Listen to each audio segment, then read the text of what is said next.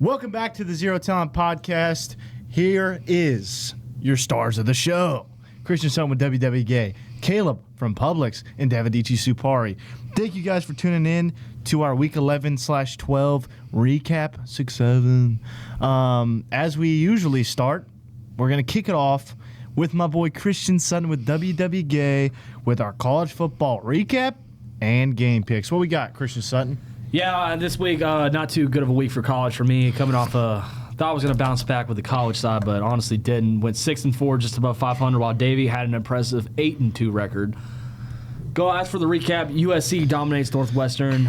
Was kind of hoping Northwestern would put up a bigger fight, but didn't happen. Indiana barely avoids the upset at Penn State, Happy Valley. Almost came back to bite them, but Indiana gets a big win there. Texas A&M dominates Missouri. Poses some questions about the Gators' future of pursuing Eli Drinkwitz. Can he win the big game? Yeah. We're going to talk about it in a minute. But next big game was Alabama takes care of LSU. The new offensive coordinator did nothing. Garrett Nussmeier was benched in the effort. Alongside another notable quarterback that was a preseason Heisman favorite. We'll get into that a little bit later. Georgia dominates Mississippi State on the road, 41-21. No defense there. We all knew that was coming. Texas Tech gets a big win at home versus BYU. Nothing much to say. Screw the Mormons.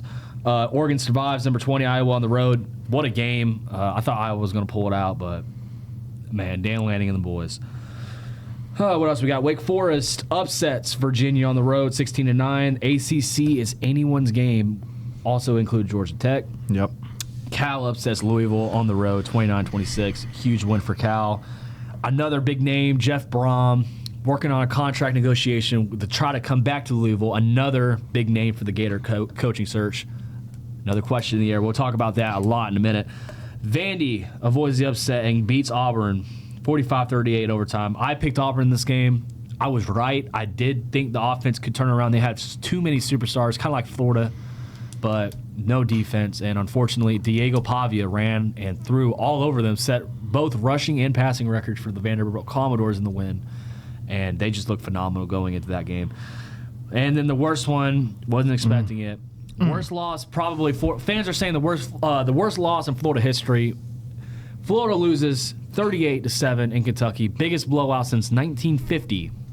That was 19 years before President Kennedy got shot. So that's really bad. DJ Lagway was benched at halftime in favor of the true freshman Tramel Jones. Came out, really didn't perform much.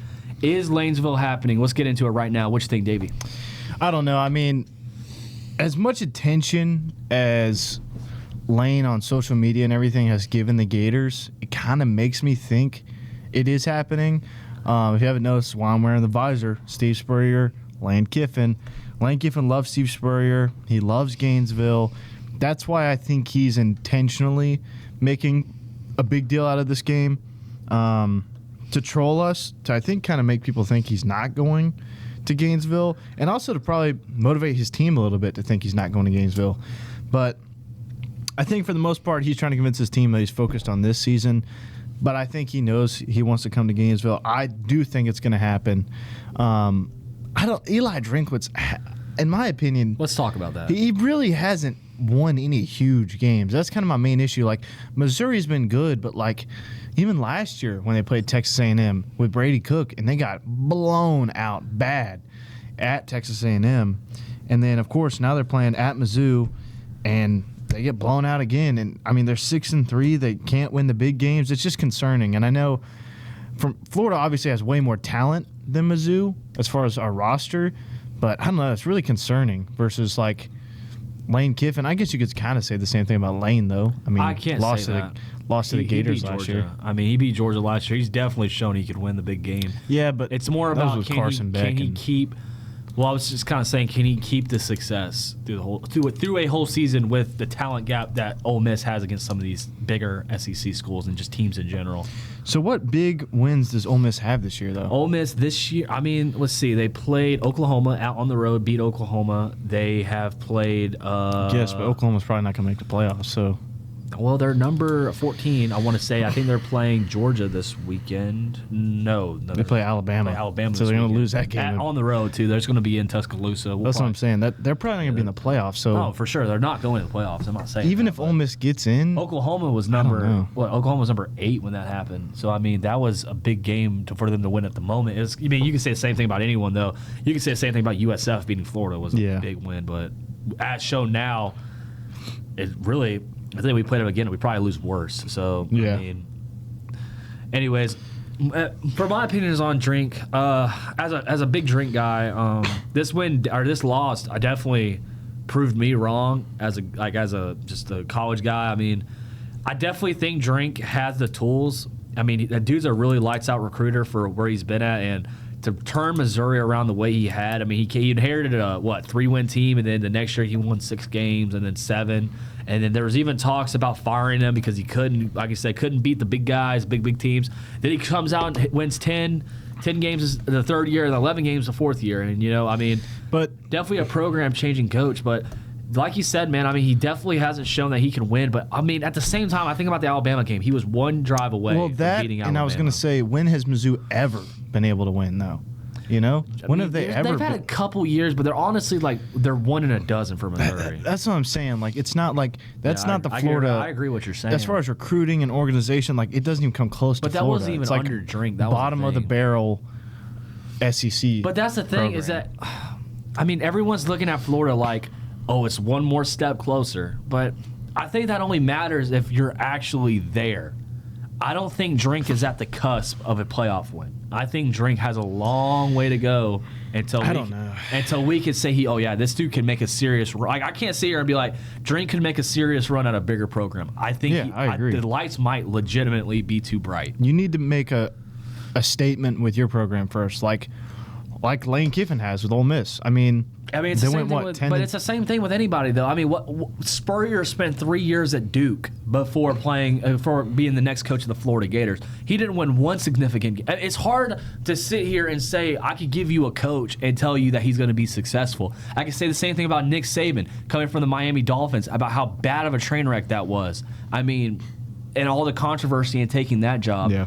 I mean, I'm not going to be the next head coach at Alabama. Obviously, words are written in infamy, considering he just went on to be the greatest college football coach of all time. I can say the same thing about any coach. It's hard, but I mean, you just gotta evaluate on what you can see. And what I can see as a coach that just doesn't have a very eye-popping offense. His defenses are normally above average, and the guy can recruit. Sounds like Billy Napier, except the defensive version. And I mean, I don't know if Florida's ready for another experiment coach like that. Yeah. I think if we got a guy like James Franklin, or we got a guy that's been solidifying this guy can win, this guy is a program builder. And I think if we don't get Lane Kiffin, I think we have to go get Franklin. I don't want a Jeff Brom, and I really, at this point, I'm honestly turning the tables on Drink because I can't see. You don't want Jeff Brom? Huh? I think Jeff Brom's a real good coach.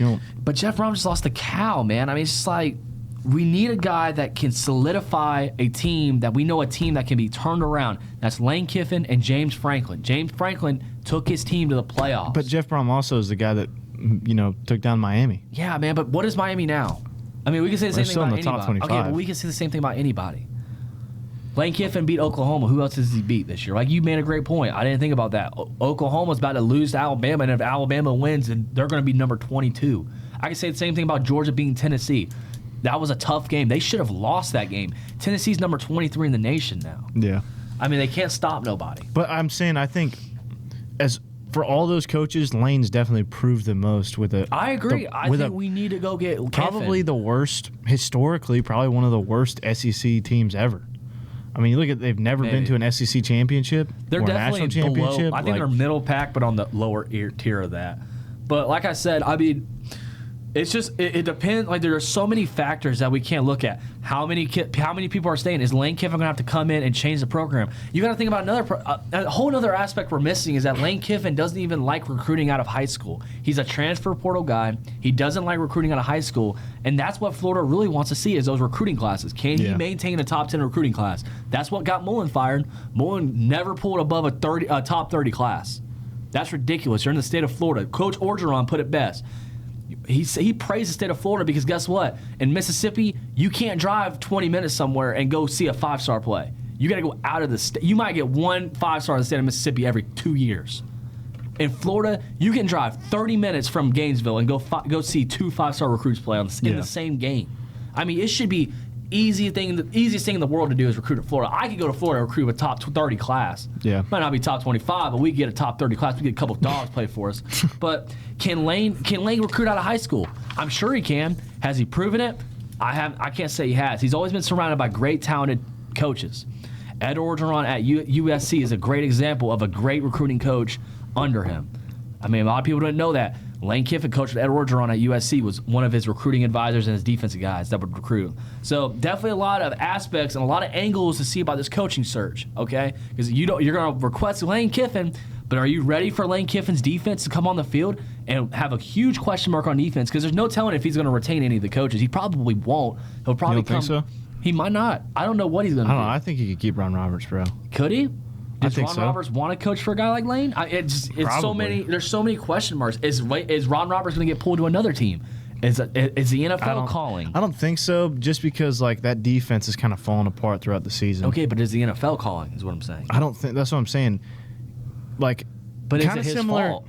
I mean, you have Caleb Banks that was going to be a top 20 pick this year. He's been hurt all year. That's what I'm saying. you I'm have not saying that's the defense is bad. But I get what you're saying. But But I'm I think saying- people are like, well, he's got a bad hand. I mean, everyone's gotten hurt. The Yeah, offense but was I don't doing- think you're giving a guy a head coaching or a No, I'm not talking about- better coaching job I'm not just giving- because he got a bad hand. No, but like I think they're gonna. But I can look Ron at the Roberts team. needs one more year for sure. I don't think so. I think a lot of teams are going to take notice on like, look, this dude. I mean, you got to remember, he took a defense in Austin Armstrong that gave up over 800 yards of scrimmage to LSU. One of the worst defensive performances of all. Oh, Ron man. Roberts is a great defensive-minded head coach. Or coach, Yeah, he's not great. head coach. I'm But- just hoping we retain him, bro. Right, and there's no telling what the next regime's going to do. Is Billy Gonzalez even going to be there? And that's a question mark right there. Billy Gonzalez is a great wide receiver coach, great recruiter in the area, knows all the coaches. Will he even stay? Is the question. For sure. I mean, But he's been that's there for what I mean. 20 years? He's been there forever, man. He's been there he's not 20. I think it's about 12 years, and I think No, he was there in 2005 with Urban. but there was gaps. He wasn't there all the way through. He's been Yeah, but he's I been meant- hired, rehired, laid off, hired. I mean, he was there under Urban. Yeah. He came back under McElwain, served under Dan, and came back for Billy. He's been there through 4 regimes. So he was not there during the Muschamp era. But still, it's It's been been 20. Yeah. collectively, it's been about 12 years. We fired McElwain after the 3rd year, I want to say, or the 4th. Then we fired Mullen after the 3rd year, and then we fired Billy after 4. So that all adds up to around 12 years. Yeah. But like I said, I mean, can I see Lane coming to the Swamp? Definitely. I mean, congratulations to LSU and Florida and Auburn. They all got Lane Kiffin. Ain't that surprising? Because all the betting lines show that Lane Kiffin's the favorite for all those jobs. It's pretty funny. So nobody knows what's happening. I couldn't tell you what's happening, but the only thing I can say is that after Florida lost to Kentucky, there's a 1010XL show called Swamp Stories. And Swamp Stories has a guy named, I think it's Jeff Prosser. Prosser's a great guy, funny guy. He gets super mad after the Gator games. Worst loss in Florida history. You're expecting this guy to blow up, but he doesn't. This is the crazy part. He doesn't blow up. He blows up after every game. I don't care. Lane's coming. It's all right. Lane's coming. He has sources that say Lane Kiffin, he's already sat down with him 3 times, apparently. The University of Florida, and this is all rumors that I'm hearing, 3 times they've already sat down with Lane, and apparently it's going to be official after I think they said after the Tennessee or Florida game, they're going to announce it. But apparently, this is what I'm hearing. If you go back and watch the Jeff Prosser Gator Swamp Stories, that very trusted sources from the University of Florida say that Lane Kiffin will be the next coach. I think that, yeah, I hope so, and I think so. I think there's only 2 options for Lane. I think he's either extending at Ole Miss or he's coming to Florida. I think there's no way he goes to LSU, Auburn, Arkansas, Penn State, none of those guys. There's not even Gator bias. There's just no shot he's going anywhere besides Florida or staying at Ole Miss. But I think he's going to come to Florida. I think that's the whole point of like trolling us this week. I think Lane wants to keep it on the down low just because, I mean, if Ole Miss does make a playoff run, you don't want your guys. That's just not a great thing to have in the locker room. You know, your coach leaving for another SEC team, and I don't know. It's not great.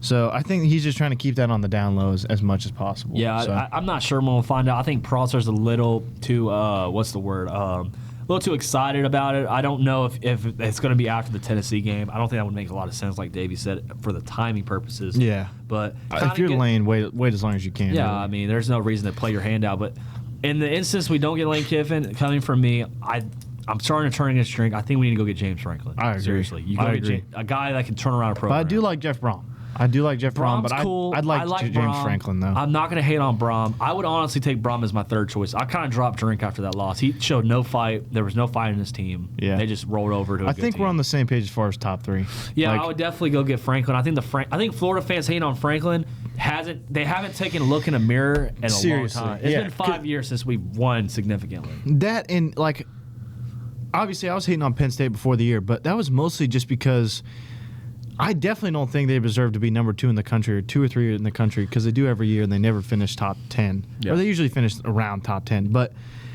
I think Drew Aller was way more of a problem than people thought. I mean, I think people kind of made out like it was James Franklin. I don't think Drew Aller is that great, dude. I really don't. It's hard, man. I mean, dude, it's just like I said, winning the big game or not, it's about having the opportunity to play in it. Florida has the last 5 years, Florida has had no opportunity to actually be the guy. The same thing I said about Dan Mullen a couple weeks back. You can't go in the University of Florida and be the underdog in every single game.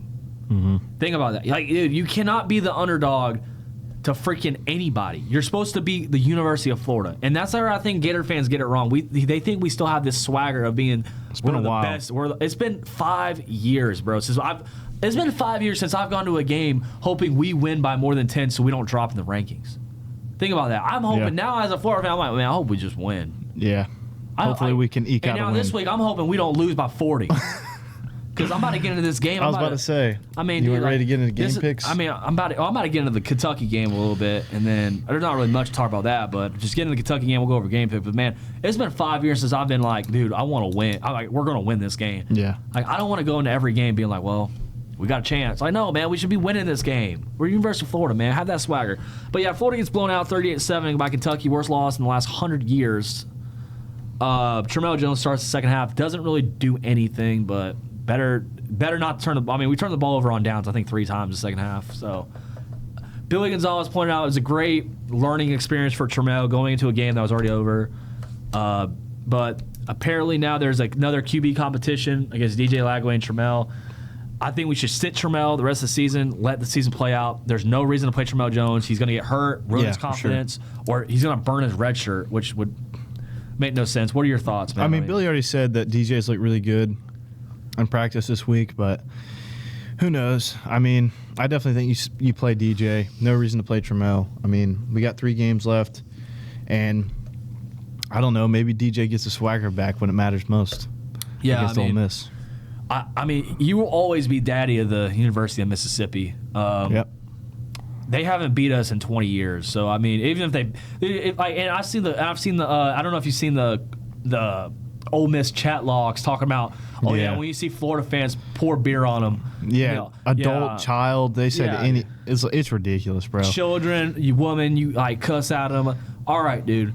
I wish we would have had that same energy coming to Gainesville. Hopefully dude. you guys will have enough fans to fill up your stadium. Yeah, dude. I mean, y'all ain't doing that in Gainesville. It might be 50-50 up there. I don't know. There might be more Gator fans. Imagine what 350-pound fucking fan from sorry for my language. What a 350-pound fan from Mississippi sitting behind his keyboard typing that right now. Yeah. I mean, if you're an actual dude with children and you actually have a life and you do stuff, it don't matter what you think about football. You're not telling somebody to do that. Yeah. I mean, who's actually doing that? But I mean, obviously, thanks for the classiness, Ole Miss, Mississippi. I'm sure you guys are going to rush the field after beating 3-win Florida, like everyone does. I don't know why they do that. Hit the Gator chomp. Yeah. We're gonna rush the field because we beat a 3-win Florida team. Shout out Florida State for beating 6-win Florida. Yep. First time in 3 years. Gives me vibes of that. But kind of get into the game picks. Kind of getting off the Florida subject. Heard all I could say.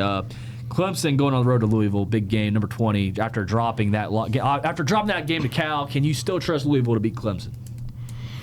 I think so. I mean, Clemson. I mean, they really didn't even look that good against FSU, to be honest. I mean, that was 25-10. Yeah. I'm still not really sold on Cade Klubnik. He just hasn't looked that great this year. So I don't know. I'm gonna go with Louisville by a score. Yeah, I got you on that. I told you I was going to say Louisville earlier. Give me Clemson. Really? Yeah, I think Clay Klubnik showed me something against Florida State where I think he might have got his swagger back, man. I mean, Antonio Johnson is going to be a problem. I mean, seriously, that dude is really good. Looking at him, I got Clemson by at least a score, so I'm going to disagree. Then we got the Gators going on the road. You want to save that one for last? Let's save that. You think so? Let's call it now. We got the game of the week last.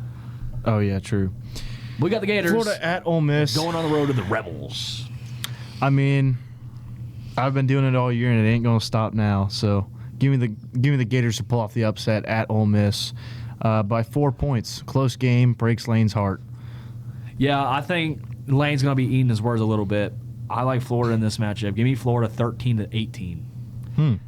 I think Ole Miss is going to not fill up the stadium. We saw it earlier this year in Washington State. Didn't put up a ton of points. I think there's an opportunity for Florida to actually absolutely just pull off one of the most craziest wins, honestly, in college football history. It could be, yeah, because of what's going on. What's going on, like your coaching and Lane, surge. that extra trolling by Lane all week, I think is kind of getting that defense riled up, man. Yeah, dude. I hope something changes. I think 13-18. I think DJ Lagway throws the game-winning touchdown. Back to the end zone.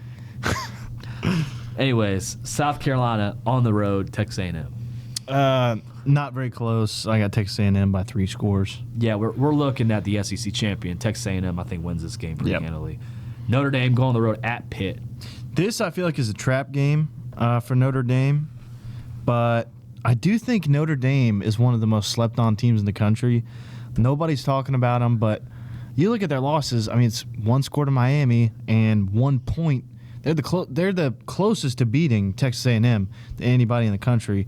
They lost by 1 point in that game, so I got Notre Dame winning this one. I think Notre Dame's going to surprise some people in the playoffs, but C.J. Carr's look really good as a freshman. Yeah, if you know anything about me, if you talk to me outside the pod, I mean, I'm really huge on Pitt. Pitt started out the year 2-2, benches Eli Holstein, the Alabama transfer, bringing in the true freshman. I can't remember his name, but true freshman QB goes on to rattle off 7 wins straight, man. They're looking good. They're playing good football. I like Pitt in this game, man. I think Pitt's going to take over. I think that kid, nobody's going to stop him. That's what I'm trying to say. I don't think anyone's going to stop him. I think Notre Dame's a little bit overrated, to be honest with you. Give me Pitt by 2 scores. Then Boomer Sooner goes and plays a Roll Tide in Tuscaloosa. That's the main thing. Yeah, I've been saying it all year that Oklahoma's a fraud. I mean, anytime they've played a big game, they've lost. And I don't think the streak ends here. So give me Alabama to win that game by 2 scores and basically put Oklahoma's season away. Spend my dollar. Oh, man. Alabama. The Boomer Sooners have been the party poopers this year. Beat Tennessee. I don't know. Lost to Texas. I like Alabama. The Tiesman is in Tuscaloosa. That's cold. So I like Alabama in this matchup by 3 touchdowns. Oklahoma beat up, man. I just don't think they're going to do it. Then Georgia Tech goes on the road to Boston College. I think Boston College is 1-8. They might have 2 wins. But I think 2, yeah. I think 2-7 or something. I don't think it's going to matter much here. Georgia Tech by several scores. Give me Haynes King, 5 total touchdowns. I think Haynes King, besides Ty Simpson, is your Heisman favorite. I wish there was like a co-Heisman thing, but doesn't exist, sadly. But Georgia Tech's going to roll. I think they're still going to beat Georgia. I don't care what the haters say. They do play Pitt next week. Be praying for Georgia Tech, but I think the Yellow Jackets win this game by 30. Then 21 Iowa goes on the road to USC. I think Iowa's pretty good. Obviously, they only dropped 1 spot by losing to Oregon. Showed a lot of heart, but I think it's one of those games where you're playing a top 10 opponent. You give them everything you have, and you come up just short. A lot of the times the following week, things don't go too well. For example, the Gators losing by 4 and then losing by 31 the next week. So I think a similar situation happens here. Give me USC by 10 points. Yeah, USC, Iowa, you're playing against a high-octane offense with a good quarterback in USC, but you're also playing against probably the best defensive-minded head coach in the last 10 years of college football. I forgot the dude's name, but this defense is for real. This is a tough one, man. I'm going to go Iowa by, like, literally 2 points. I think it's going to be, like, 10-7. I mean, kind of like what we saw between Illinois and USC. But give me Iowa by 2 points, or 3 points by a field goal. And then our game of the week, Texas goes on the road to Athens, Georgia. What do you think? This is going to be a really good game. I think, obviously, Texas picked up a couple big wins after a couple big losses. But you look at, their losses, and it's Florida in the swamp. But the Gators tend to do that. And then, Ohio State, the number one team in the country. Yeah. Georgia is good, and they've looked really good for the most part. But I just don't think they're the same Georgia this year. I think Gunnar Stockton has a good game, but doesn't get it done. I think Texas gets the upset. Man, that's a tough one, man. Knowing the history between these two teams, I know Texas lost to Georgia last year in the SEC championship was a big deal. Man, this is a tough one considering Arch Manning's been very subpar this year, super average, if average, honestly might be below average with expectations being the Heisman. But he's kind of turning it around, man. And like I said, the new head coach of the Miami Dolphins, Steve Sarkisian. I mean, that's gonna be a good game, bro. I mean, it's gonna be Steve Sarkisian versus Kirby Smart because Glenn Schumann sucks. And dude, I don't know. I think I'm gonna go Texas. I really like Steve Sarkisian, bro. And like I said, what are my 3 criteria to picking a game? I like head coach, quarterback, defense in that order. I think Texas's defense is probably better than Georgia's. I think Steve Sarkisian is a better coach right now than Kirby Smart, and I think Arch Manning can do just enough. I don't think he's better than Gunnar, but I think he can do just enough for his team to win. Give me Texas by a field goal. I agree. And that will conclude college football. Just about, because I actually left it off the notes. I completely forgot. What? I don't know how I could forget this about your boys picking up a win. Sam Houston. Sam Houston gets their first win of the year. Sam Houston improves to 1-8 after a crazy win up against Oregon State. Nobody goes 0-12. Yep. Nobody beats Sam Houston 12 times in a season. Nope. Not going to happen. Shout out Sam Houston. Don't man. let us get one. Don't let them get one. Does Sam Houston rally and maybe sneak into the playoffs? It's possible, dude. I'm Watch just out, saying, USF. you pick up a few wins, could see him in there. Now for our NFL recap, we got. I finished with a record of 8-6. We had kind of a subpar week as we had me finishing 8-6. Noah actually submitted his game picks for me, and he finished 7-7. And then you finished 6-8, so 6-8, 7-7, 8-6. So dude. yeah, so tough week, but let's get into our NFL recap. We got the Broncos win the worst game of the year versus the Raiders 10-7 on Thursday Night Football. I almost called that. That was, that's true. He did almost call that. I was like, bro. If that game's not mile high, who knows? I mean, if Brock Bowers gets more than a catch, who knows what happens, bro? I mean, just the thing, like he Horrible catches 3. game. How do you go from 3 touchdowns against the Jags to 1 catch for 30 yards? I mean, Shout out to Brock Bowers on my fantasy team. God. Colts beat the Falcons in Berlin, 31-25 in overtime. Jonathan Taylor had 32 carries for 244 yards and 3 total touchdowns. There's the MVP right there. That is not who the Jaguars want to face. That's the MVP. And we still have to play them twice. So that I don't know. I mean, if I have to pick an MVP that's not a quarterback, it's Jonathan Taylor. I mean, seriously, this dude has better stats than Adrian Peterson when he won the MVP. So yeah. I mean, he's going crazy, which is good to see because Jonathan Taylor was a great running back for those first 2 years, and then he had some injuries. The Colts were having some issues overall as a franchise, so it's good to see him bouncing back and kind of reviving his career. So Bears improved to 6-3 to get the comeback win versus the Giants. Jackson Dart did not finish the game. He's now in concussion protocol. And, he's not expected to play this week. So, Jameis Winston will get the start this week. Brian Donuts has also been fired. Yeah. So that was my next point. Brian Daboll is gone. He's good. He's a cool dude. Just not a great football coach. Unfortunate. He was also like one of those guys that's not necessarily dealt the best hand, but I guess the ownership with the Giants is mad that Danny Dimes is balling out in Indianapolis, and they just never could get it to work. Yeah. Unfortunate, but the Giants do move on from Brian Daboll after blowing a 10-point lead in the fourth quarter. So the Bears improved to 6-3. I still think they can make the playoffs, but we'll see. The Dolphins improved to 3-7 and upset the Bills 30-13 in Miami. Shout out to Josh Allen, even though they lost. Special request was made by Sarah to shout out Harper. She's a big fan of Josh Allen, so shout out Harper. I'm sorry I had to be on the circumstances of the Bills getting blown out, but shout out Harper and Josh Allen. Now the Ravens beat the Vikings 27-19. Ravens are just one game back from the Steelers. I mean, this is kind of what I was saying. Like, I still don't think Aaron Rodgers is him. I mean, they got blown out again. 9 definitely came out that game. Oh, yeah. Yeah, I don't know if anybody's seen that. That dumb J.J. McCarthy. Ultra ego. I've said it since the beginning. I mean, if anybody's going to succeed in this situation, or if any quarterback is going to succeed, a rookie quarterback, it's going to be a quarterback that's under Kevin O'Connell. That dude is the quarterback whisperer. I mean, he'd turn around Daniel Jones' career, Sam Darnold. Carson Wentz honestly didn't play that bad. He was just really beat up. So I think Kevin O'Connell is a great head coach and a great quarterback coach. So the Ravens do beat the Vikings, improve to 4-5. So I think the Ravens are going to win that division. I think that the Steelers will get their usual 8 or 9 wins and not make the playoffs, or if they do make the playoffs, be a first-round exit, as Mike Tomlin and the boys do. Would that get him fired? Mike Tomlin? Yeah. I doubt it. I mean, why fire him now? He's been the coach for 20. I don't know if they'll ever fire him. They might just let him stay there till he retires. I don't know. I don't know. I could definitely see them moving on. I just feel like it is, even though I think they need to move on and go a different way, it is kind of hard to fire a coach when you're finishing above 500 every year and going to the playoffs every year.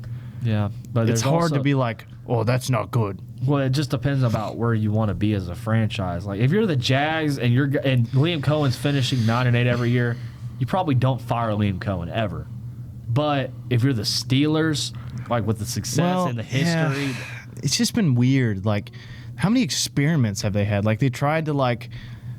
I mean, they had Mason Rudolph. I mean, like I said, they've just he's been in such bad situations, but he's also been in really good situations and done the same thing as the bad situation. Ever since like Big Ben, AB, and Le'Veon have been gone, I mean, they've just been. There's been so many different experiments. They drafted Rudolph, right? And that was supposed to be they were supposed to be Rudolph, and then they drafted Kenny Pickett in the first round, and then that didn't end up being. Which honestly, I don't think Kenny Pickett got a fair shot. We get one season. They were like, all right, later. Yeah, but then they brought in Justin Fields and Russ. That didn't work, so they ran them out of town. But also, when you have Hitler calling plays and Matt Canada for 3 years, I mean, dude, it was horrible.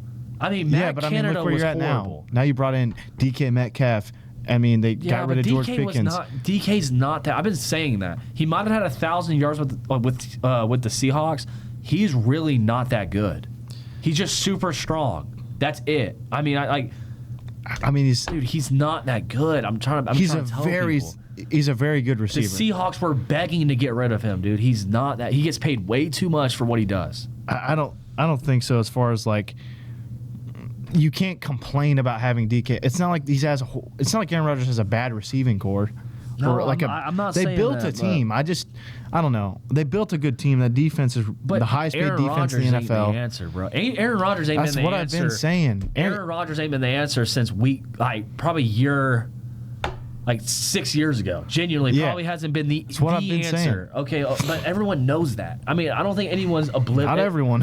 Who? Apparently. You talking about me? No, I'm talking about the Steelers and the Jets.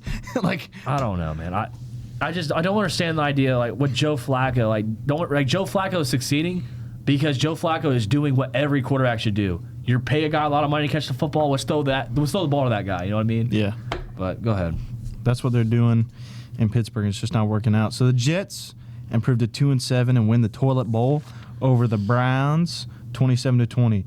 Browns are now favored to get the #1 pick in the draft. Fernando Mendoza. Yeah, welcome to Cleveland. Just kidding. I don't know. Shedur's the answer. They're probably just going to go with Shedur. They need to. I mean, I did hear that Shedur's going to be starting the last 4 games. Again, we'll see. Well, I thought their coach came out and was like, "No, we're sticking with Dylan." For right now, yeah. But I mean, they lost back to back. If you continue to lose these games, might as well. Yeah. So the Saints are 2-7 and beat the Panthers, who fall to 5-5, 17-7 in Carolina. Panthers, I think, are definitely the most inconsistent team in the NFL. It blows my mind They go out and lose 40-9 to the Bills. Then they come out the next week, upset the really good Green Bay Packers, and then they go out and lose 17-7 to the Saints. I don't know. I like Bryce Young. I just don't know what's happening right now in Carolina. Call me, bruh. Yeah, call me, bruh. I don't understand. But this one is a big one.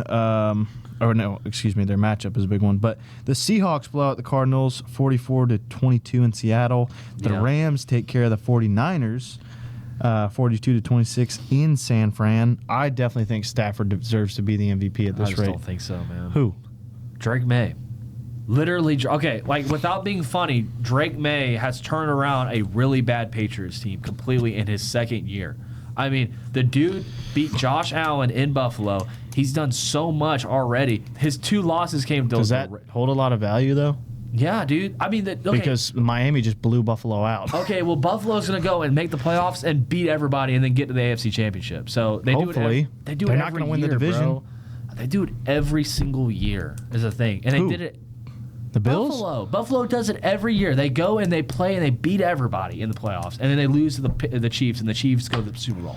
Well, they're not going to win the division, so they're not going to have home field advantage. It's happened the same thing, huh? They're not going to have home field advantage the whole playoffs like they do every year. Okay, well, that's what I'm saying, though. They'll probably make the wild card, and they might beat the Patriots. I mean, who knows? Shout out Jordan. But honestly, with what Drake May has had to go through, bro, I mean, as a second-year QB, the stuff he's doing, he had a bad red zone pick this week. I get it. But, dude, just as a total haul, I mean, Stafford's had a fantastic season, but he's not running the ball like Drake May is. He's not doing the stuff that Drake May's doing. I mean, Stafford also has a very he has more. Stafford has tools. thrown 3 or more touchdowns and 0 interceptions for 6 straight games. I get that, dude, but he's Drake May is not doing that, and Drake May has the easiest strength of schedule in the NFL. Okay, does Drake May have the tools that Stafford has? What do you? Does he have Devontae Smith? Devontae Adams. Okay, Devontae Adams is on like the very edge of his career. And Puka Nacua is still an MVP candidate. And Puka Nacua hasn't played. He's been out. He just came back. Touchdowns, didn't he? He just came back. I mean, dude. He threw for 5 I'm saying Stafford threw for 5 touchdowns in a game without Puka. Would you take the Rams receiving core over the Patriots? Yeah. Okay, that's what I mean then. That's what I'm saying. The Patriots have Stephon Diggs, and then who is it? Booty? Demario Douglas.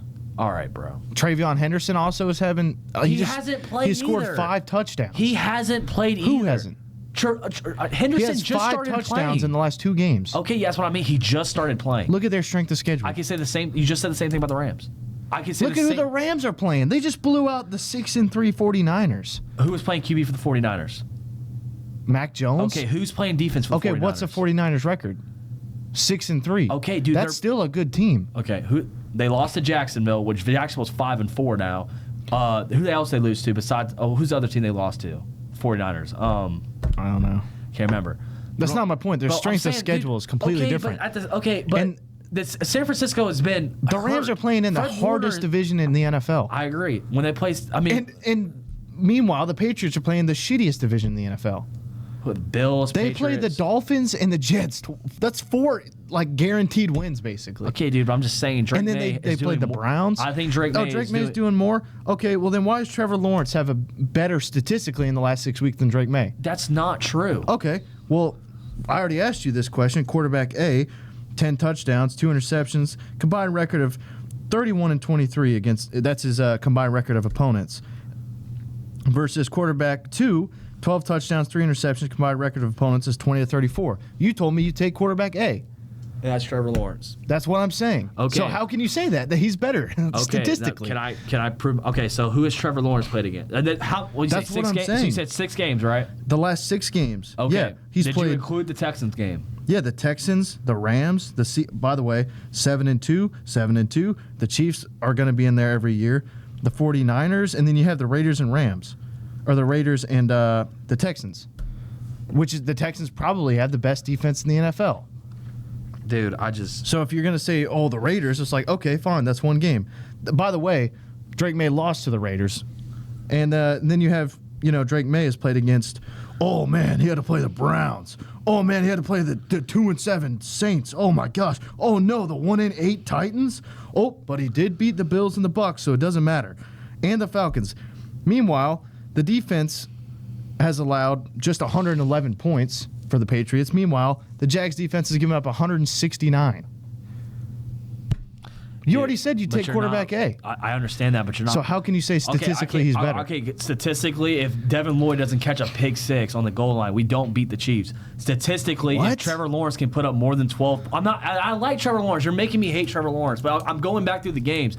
This isn't about Trevor Lawrence. You're saying Drake May is the MVP. Meanwhile, Trevor Lawrence has better stats than him. How can you say that? Stats don't prove everything because I can go game by game. It's inflated, dude. I mean, he put up 7 points on the Rams. He put up 12 points on the Seahawks. He put up 20? Well, he had a good game against the Chiefs. He had the 2 rushing touchdowns against the Chiefs. He had the interception that wasn't his fault. I understand that. He barely beat the Raiders. So he had a great second half, but his first half was horrible. Again, look at the points given up. Dude, he played the Texans and then just didn't do anything in the second half, which is not his fault, but he did. Yeah, so you can't blame him for not having the ball in his hands. Like I said, he's a quarterback. But again, we're not talking about Trevor. I was referring to that just because you're saying Drake May is the MVP, but Trevor Lawrence is statistically better than him. But you left out his rushing stats, too. You left out a lot Trevor of stuff. Lawrence has more rushing touchdowns and yards than Drake May does. I want to see that pulled up. I don't know if that's we'll pull true. it up. But I'm seriously finding it hard to believe that you think Trevor Lawrence is having a better single season than Drake May is. That's not my point. I'm saying Matthew Stafford is. If Drake May can't even statistically beat Trevor Lawrence, who Liam Cohen currently isn't even letting. Stats, because if it were head to head, the Patriots would absolutely smoke us coming from a Jaguar fan. And it might have to do with play calling as well. You have to consider the fact that a lot of Trevor's pass yards might have came in a game that's blown out, like against the Rams. Like when ETN had 20 yards at the end of the game, but he finished with like 50. Okay, but you look at the only big win the Patriots have is the Bills, or the Bucks, I mean. The Bills game? I mean, the Bills game's pretty I don't know. big. I guess, but again, you look at who the Bills have lost. I mean, the Bills are 6-3. The Bills just got blown out by Miami, so it's like. Yeah, that's a tough one. I mean, but the same thing with the Jaguars, man. I mean, San Fran, LA, like the Seahawks. Like, we are playing the best teams in the NFL. The Chiefs. Well, we're playing the best teams in the NFL. Context matters, though. I mean, if you, I get the team. Here's the context. Drake May has the easiest strength of schedule, and Matt Stafford plays in the hardest division in the NFL. Right, but at the same time is that Matt Stafford can only throw the ball. He cannot run the ball. That's what I'm trying to tell you. There's more sides to look at. Tom Brady doesn't have to run the ball. He's the greatest quarterback ever. He didn't never run the ball. I didn't say that, but I'm saying you have to be able to run the ball to be like, oh, he's better because he can run the ball. But he's a better quarterback. The most valuable player who was running the ball when Brady was playing. As a quarterback, that's good of a dual threat as the quarterbacks now today. That's just not a fair argument. Brady was just playing a couple years ago and won a Super Bowl. But he didn't win MVP a couple years ago. He won MVP, 2016? He threw for 5,000 yards and 40 touchdowns and won a Super Bowl. How can you complain about that? I'm not complaining. And then say, oh, he can't run the ball. That's not what I'm trying to say. I mean, I think you're just taking me a little bit out of context. What I'm saying is I think there's no doubt that Matt Stafford's not an MVP candidate. I just don't think he's your MVP.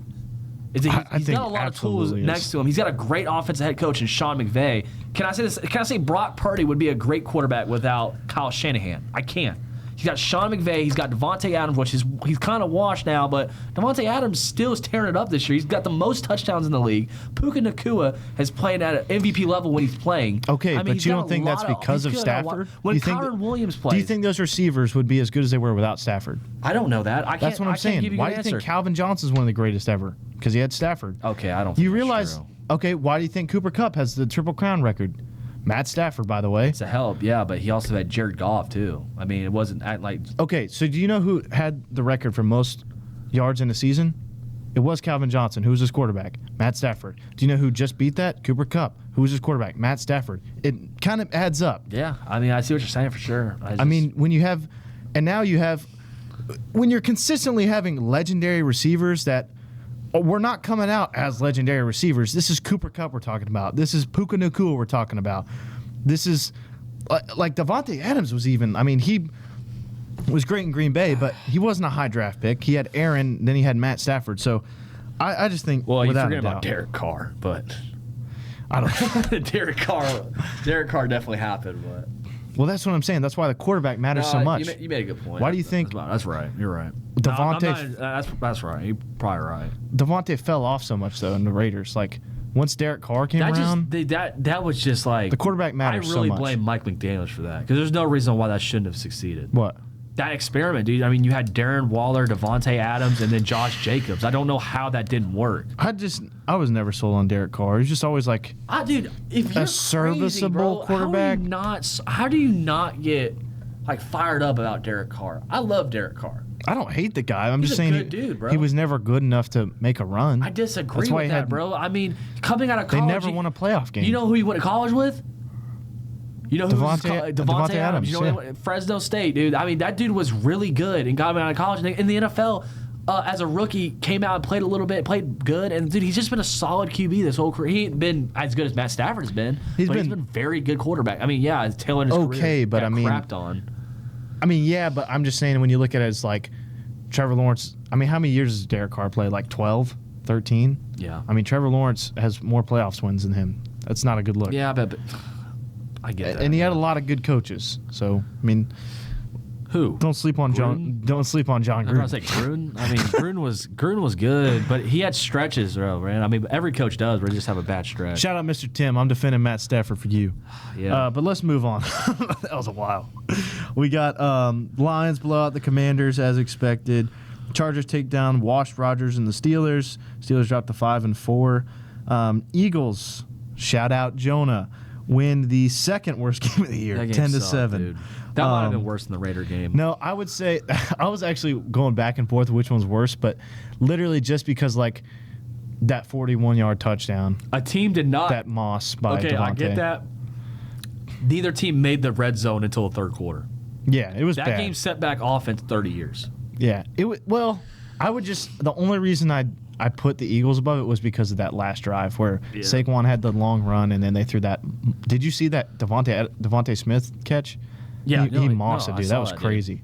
I think just that play alone is the only reason. I want to get into the Jags game, man. Either way, they I sucked. want to get in the Jags game, dude. I got a lot to say. But the Eagles win the second worst game of the year, 10-7, and then the Jaguars. Oh, God. Hold on, am I forgetting something? Oh, also another shout out Noah for the 7-7 record, and he's a big fan of Josh Allen. So shout out Noah, shout out Jonah, shout out Sarah, shout out Harper. But yeah, getting into the Jags. Oh, man. Jags blow a 19-point fourth quarter lead and lose to the Texans 36-29. Trevor was 13-23 for one touchdown, one interception. Etienne had 16 carries for 58 yards and a tutter. I'm gonna take a long time, so you go ahead. Yeah, a lot to say about this one. I mean, it was just a rough loss. Never like it was kind of like the Bengals game. And never at any point I think we're going to lose that game. The defense just gave up, man. I mean, I don't want to say this one's on Trevor. Davey's going to absolutely baptize you guys because this dude's got ball knowledge about Jaguar football, and he has the all 22. He watches it. All you Jags fan hating on Trevor Lawrence, like I just kind of went off on Trevor, but in reality, it ain't Trevor's fault.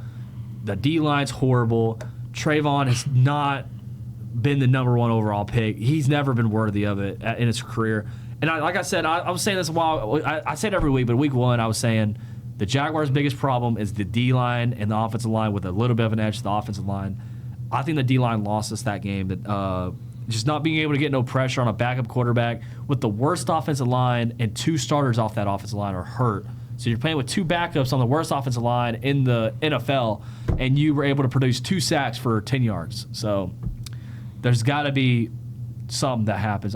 Something has to happen. We got to get off of Josh Allen. In my opinion, I think we need to get off of Josh Allen. I think we need to find a home for Trayvon or just let him walk. I genuinely don't, because we're going to have to pay him because he's coming. This is a contract year. I think this is a guy that we can get rid of. I mean, seriously, we got to let that dude walk. I mean, Kavion Chason has better stats, and we combine Josh Allen and Trayvon Walker's stats, and Kavion Chason has better stats by himself, and he was considered one of the worst Jaguar picks of all time. But all you Jags fans are about to hear it. I mean, it's really not Trevor's fault. I want to hear Davey get into that a little bit more. Yeah, I mean, that's all I've been seeing all week is the Trevor experiment's over. We need to move on from Trevor. It's just not working. Blah blah blah. It's Trevor's fault. I just. I'll start with just the fourth quarter drives. So everything I'm hearing is, oh, you can't go into the fourth. You can't punt, go 3 and out in the fourth quarter. Like, what's wrong with you, Trevor? You can't do that.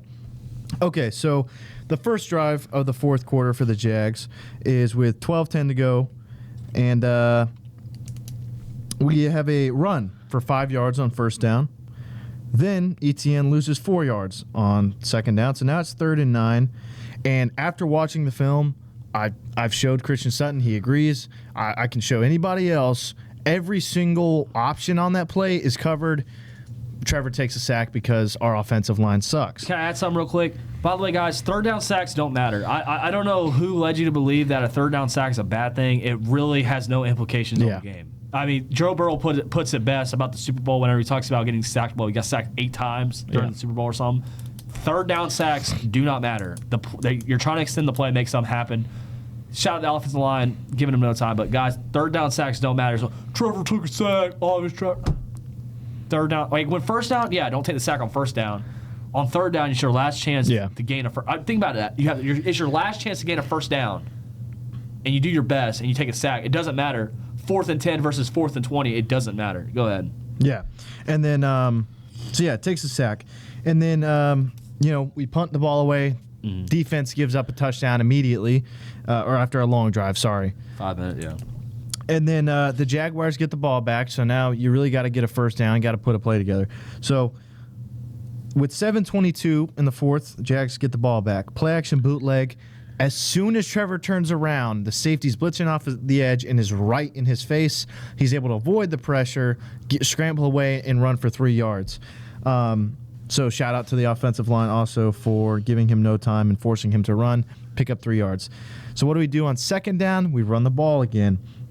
Etienne picks up another 3 yards. It's now 3rd and 4. It's 3rd and 4, huge third down. We run a mesh concept. Absolutely everything is locked up. Honestly, Trevor does get it away. It gets bad at the line of scrimmage. If it got away, I don't know if Parker would have been able to caught it. It might be an interception. It might be bad into an interception. I don't know. But everything was covered perfectly. So, Trevor Lawrence had 1 pass attempt going into the final drive with 20-something seconds left where we had to get in field goal range. Trevor Lawrence had 1 pass attempt in the fourth quarter. So, clearly that's on Trevor Lawrence. How could you do that, Trevor Lawrence? How could you not use that 1 pass attempt to throw a 70-yard touchdown? How could you – I know you're getting pressured and you have dudes right in your face immediately. You have 1.89 seconds to throw, according to PFF. But I don't care, Trevor Lawrence. Please make a play. We're paying you $55 million a year. I don't care if you're getting pressured in your face.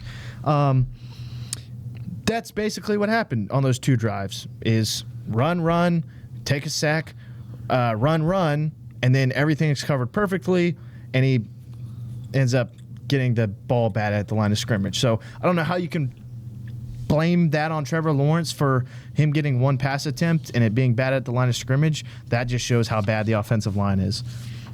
Yeah. And by the way, you would think that's a horrible fourth quarter, and then going into the final drive of the game, when they actually let Trevor throw, he gave us a chance to win the game. That's what everyone's overlooking is how Trevor really? Okay, he ran for 20 yards and gets out of bounds to stop the clock, and then throws a perfect 20-yard ball to Parker Washington on the sideline, gets out of bounds to set up a around 59-yard field goal. By the way, we still had 7 seconds, so you may even be able to run another little out route to maybe get a few more yards.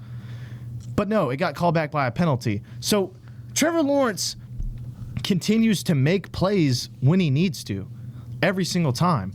But it's always because of, bad defenses or coaching. The Urban Meyer experience, Press Taylor experience. It's been bad, bro. Look, I told Ian this. I feel like once you really become a football fan is when you don't really have a favorite player on a team anymore. You're just such a fan of the team. You might really like a guy, but when you're such a fan of a team, you're just locked in on the team. That's a good point. Yeah, when you're a kid, you love the quarterback. Yeah, That's what happened. Like when I became a Jaguar fan, it was just because of Jalen Ramsey. But as I've started like longer and longer with the Jaguars and the Gators, I don't really have a favorite player that much anymore with those teams. It's just I love the team so much. Whatever we got to do to win. So I feel like for people to come out and say that I'm just defending Trevor, oh, I just love Trevor, like I want what's best for the team. I care about the franchise so much. I want us to win so badly. Like, I'm trying to figure out what the real problem is. And if the real problem was Trevor Lawrence, I'd be letting him have it just like I let DJ Lagway have it. Like, I love DJ Lagway, but it's his fault a lot of the time, which he's been put in a kind of a bad situation at times too, but he does have a lot of talent on him. About it, but it could go either way. But my point is, if Trevor Lawrence was really the problem, I'd be the first one to tell you. I've watched the film of every single game, okay? Trevor Lawrence is playing. I'm not saying he's a top 10 quarterback. I would hesitate to say he's not even top 15 quarterback. So to say like, oh, he's overpaid, yes, absolutely. You shouldn't be paying him $55 million a year to be a serviceable quarterback, to not be a top 15 quarterback. I think he ekes in the top 15, but people don't understand that you don't just run a quarterback out of town and go get another one. That doesn't just happen. Like, it takes a while to find that guy. You don't just find a quarterback like that. You can't just find a quarterback that helps you really win games. Like, you look at the Jets. When's the last time they had a quarterback come in and play great for Mark Sanchez? Yeah. First rookie to ever win a playoff game. But not every team is going to be the New England Patriots and have a dynasty quarterback every 10, 15 years. Yeah. Like, it doesn't just happen. You can't, okay, fine. Let's trade Trevor Lawrence. Let's cut him, whatever. Who do we go get? Tell me, Jaguar fans, who are we going to go get? Do you want us to go sign Aaron Rodgers or trade away everything and to get a first overall pick and get Mendoza? Like, you can't just go get a quarterback like that that's serviceable. And not only serviceable, but a superstar, in which I think Trevor Lawrence can be under Liam Cohen. So, yeah, I mean, that's kind of my rant. But I want to point this out too.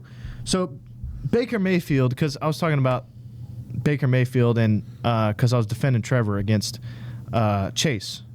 And he was talking about, well, Baker Mayfield, blah, blah, blah. They started out pretty good. Like, because I was bringing up that Baker sucked too until he had a real coach. And look where Baker is now. It's because obviously Baker was struggling and a lot of people gave up on him until Liam Cohen saved his career. So Baker Mayfield's first year under Liam Cohen had 29 touchdowns, 10 interceptions, and 4,000 yards. Trevor Lawrence is currently on track to finish the year with 28 touchdowns, 10 interceptions, and 4,000 yards. Basically, the exact same stat line is what he's on pace to be. Now, the Bucs finished 9-8 that year. I think we can finish better than 9-8. So, also, like I said, the defense has given up. Last week, we gave up 36. I mean, fine, if you want to not count that last touchdown, whatever. You still gave 30 points up to Davis Mills and the boys, a backup quarterback. That cannot happen. The only reason that I think Kevin Elliott isn't getting slandered right now is because of the takeaways. We are creating takeaways, but like I kind of see it at this point. I'm kind of thinking we're similar to that year. I think it was the 2022 Cowboys defense where they're getting crazy takeaways, but they were giving up like 500 yards of offense a game. The dude. Well, Deron Bland, but they also had like Diggs was having that crazy year, but again, Diggs was boom or bust. Like, he's either giving up a 70-yard touchdown or he's getting an interception. Yeah. I feel like that's what we're at this point. I mean, you've given up 30. I won't even count the defensive touchdown at the end. You give up 30 points to the Texans, 29 points to the Raiders and Geno Smith, which is just unacceptable. And then 35 to the Rams. And then, let's see, the week before that was, let's see. You had the Rams. The Seahawks, which you held to 20 points. And then you had the Chiefs, 28. And then the 49ers, 21. You forgot about the Rams giving up 35 to the Rams. Yeah, we've given up 20-plus points a game every single game, basically. Yep. I mean, we had the one game against the Texans that the defense played really well. I mean, but I don't know if that says anything because it's so bad because it's like if we take. I mean, there's so many players on this team where it's like this dude could be better, but like it's like the offense. I feel like the offense is getting a bad rap, and I think they could play better. But the defense, I think everyone's praising. I don't think they're that good. I think it's like a flip switch. Well, is what I'm saying. Like the defense is getting praised. I don't think they're that good. The offense is. I think it's that good. I just think we're just shoot ourselves in the foot. I don't know if you can complain that much about the offense besides the penalties. But like, that's the as far only as thing like people complain about. People look at the stats and they see Trevor punted 2 times in the fourth quarter. They see, we just punted, but they don't see we got a pass back and all that, right? But I'm saying that's what I'm saying. But here's my take on it, and I've watched a lot of Jaguar football. And I was on the get rid of Trevor Lawrence train at the beginning of the year. I'm not gonna act like I wasn't. I really don't think it's Trevor's fault, and I'm even from a different perspective.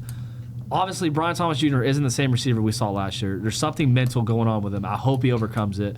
He's had flashes this year of, I've gotten over it, but then every single week it comes back to I can't catch a ball over the middle. Yeah. And then obviously Travis Hunter being out. But honestly, I think the thing people are forgetting, and he comes back this week, thank God, Brenton Strange is coming back this week. He just got... Are you serious? He was supposed to. Oh, my gosh. That's the next thing I was going to go over because we were going to do our game picks. Our starting left tackle, Anton Harrison, is going to be out. Right tackle is going to be out. Robert Hainsey is hurt as well. He may play.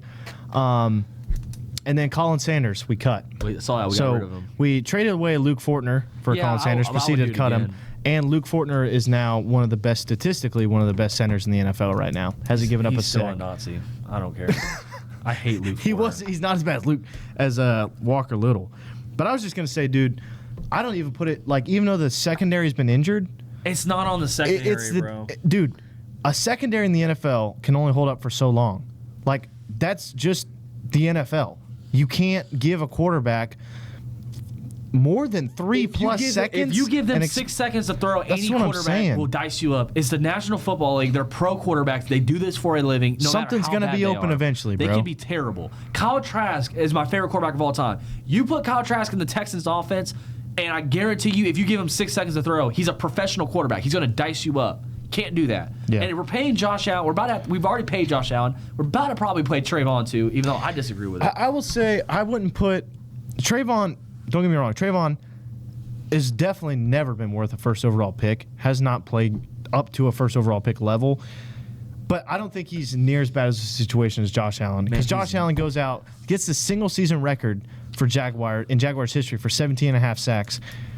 And he's at 1.5, and we're at 10 games into the season. That's unacceptable. I agree. But this is what I'm saying.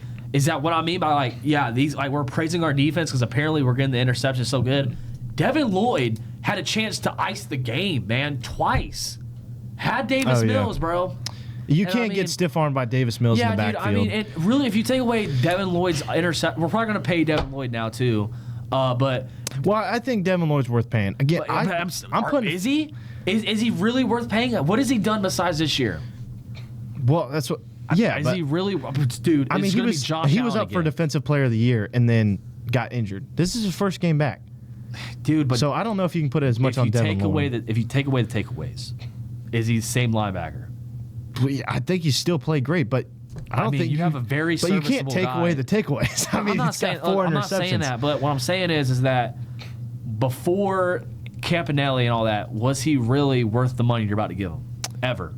No, but I think that's the entire point. I understand. Is that you have a real D coordinator come in. But if you gave Ventrell Miller that starting spot, would Ventrell Miller have a similar stat line?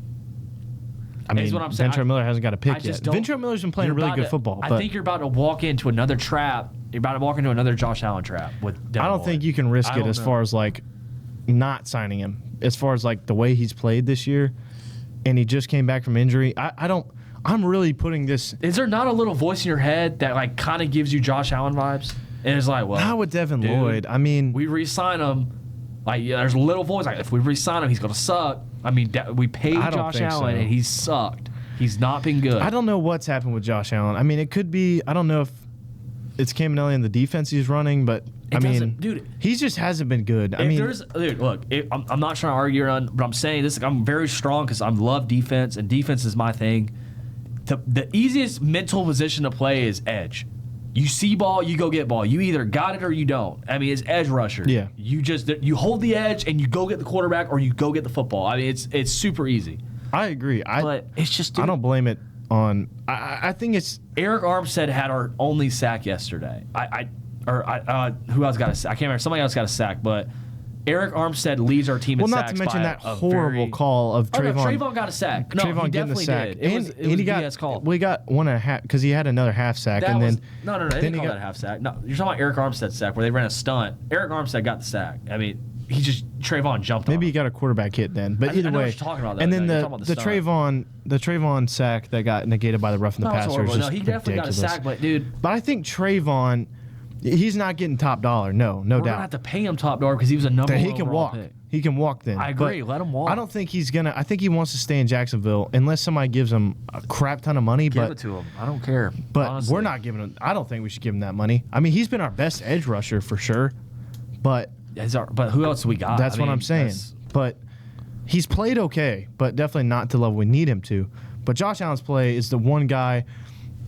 I think it's hard to say. It's hard to blame one person for the failures, but and especially like I'm not about a guy having a bad week and then we got to move on from him, yada yada.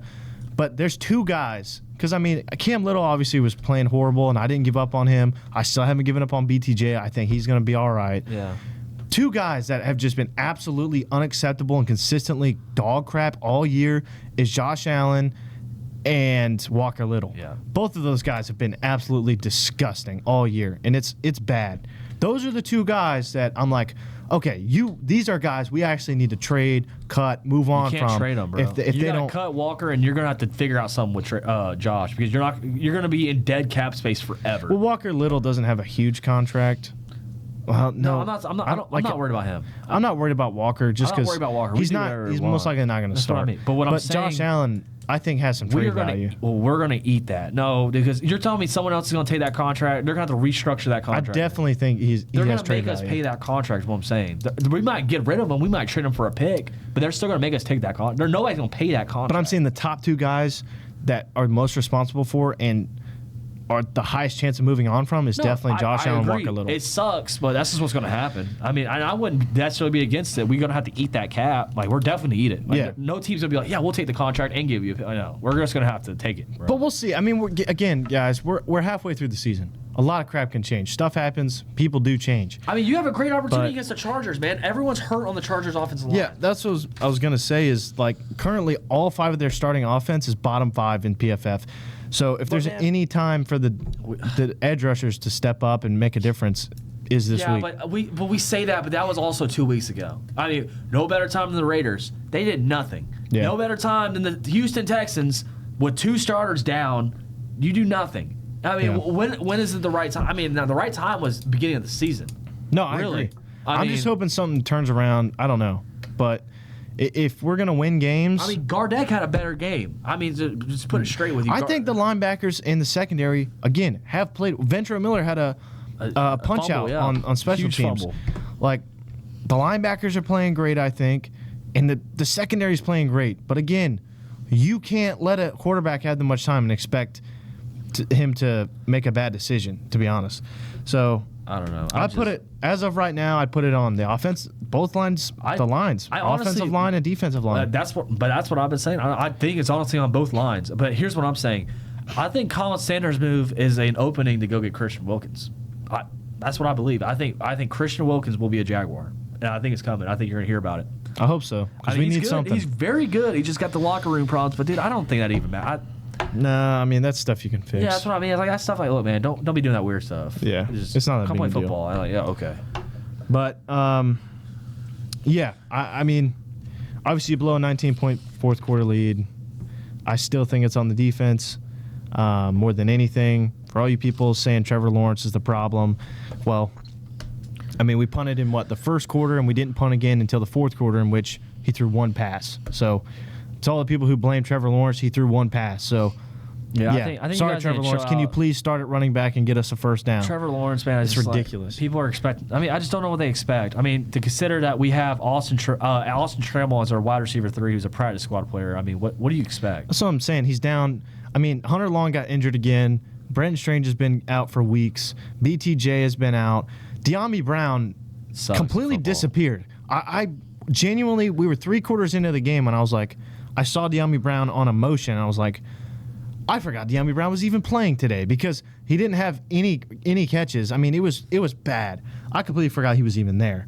But I still think he can be good. I mean, I think this crap's on Liam. I mean, seriously, bro. I'm really thinking. As far as what? The play calling is horrible. Genuinely horrible.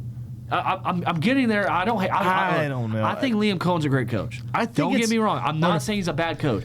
I think the play calling has been horrible. And I'm just going to come out. I've been holding my breath, and I've been watching week by week, and like, well, it's too early. So I'm looking at we're halfway through the season, and this is a very good team. I still think the Jaguars are good. I still think the Jaguars can make the playoffs. I still think the Jaguars can beat the Colts. Okay, but I mean, the play calling is holding us back, bro. Okay, so you put up 29 points going into the fourth quarter. But you actually, okay, context matters. Or we had short field both times. Okay, we punted one time going into the fourth quarter. Okay, but I get what you're saying, but like I said, man, I mean, context really matters. I mean, like we got a huge kickoff. I mean, we scored. Davis Mills threw a pick to start the game, got the ball, scored a touchdown. That was a good drive. Kickoff.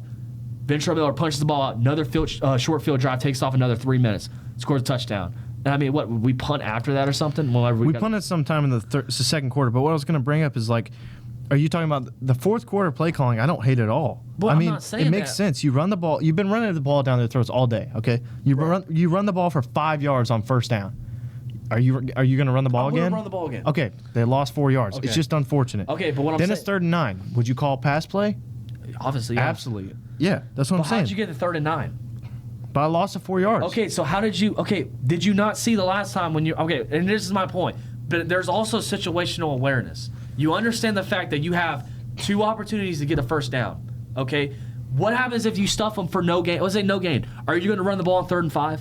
Is there a real opportunity because you know your offensive line sucks that you're not going to get any yards? Like if you run the ball once and get 5 yards, congrats. But I'm saying they've been running it down their throat all day. But okay, dude. Okay, but is that really the case? What do you have? 80 yards? Who? ETN. Etienne had 60 yards. Trevor had 30 yards. Okay, but that's not running it down their throat. Running it down their throat is what Woody Marks did to us at the end of the game. That's running it down your throat and not doing anything about it. I'm saying we had well over 100 yards of rushing yards. Total? Is that you're talking about? Like total rushing yards? We had over 100. That's not running. That's Trevor Lawrence escaping the pocket and doing. That's not running it down your throat. Running it down your throat is we're going single back and we're going to run the ball straight. We're not. I feel like that's what we were doing for the third quarter when we put that. What I thought was putting the game away. We ran it down their throat that whole drive. We did, but it's a fourth quarter now, and it's also can't forget it's the best defense. I think the play calling should have. I didn't agree with it. I just said first down. Are you running the ball? You said yes, and I said the ball. You got 5 yards. I said, do you run the ball again? You said yeah. The first time, okay, and then you punt the first time. All right, you run the ball the first, and then you run the second time. No. But I'm talking about the next drive with 7 minutes left to go. Right. They go play action bootleg, which I like. Okay, so then you go. So then you go 2nd and 10. What do you do? Well, no, that's when Trevor ran for 3 yards. So it's 2nd and 7. Okay, 2nd and 7. I like a run there. Okay, you pop a run, so now it's 3rd down, and you've run a mesh concept that just doesn't get open. It got locked up by the best defense in the NFL. Do you remember the first play of the next drive? The next drive was when we had to score with 30 seconds left. Okay, so 30 seconds left. I think we had no timeouts left. Okay, so what's your first call? By the way, 8-man front showing blitz, man-to-man cover 0. It's obvious. There's nobody. I think you got to drop a better play on that. I agree with that. Okay, but that's what I'm saying. He did it against. Okay, but what I'm trying to tell you is that this is not new. I mean, as much as I hate to say it, this is not new. This happened. The Carolina almost came back.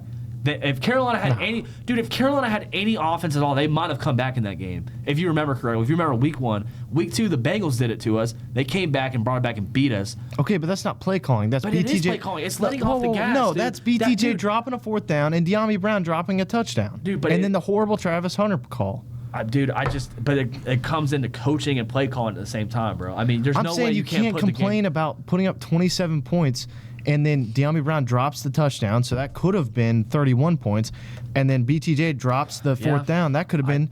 I get what you're saying, we're nearing 40 points. We can't put a game away. So who faults? I mean, we can't seem to put a game. Players not making plays when it matters most. Okay, so it's player execution. So who's the players? The receivers? I mean, Yeah, But so you have far. to, okay, but I get that. But there's got to be something that changes because we all know the problems. The fans know what the problems are. The fans know the receivers can't catch. And I don't think the fans do know what the problem is because everyone thinks Trevor's the problem. I don't know.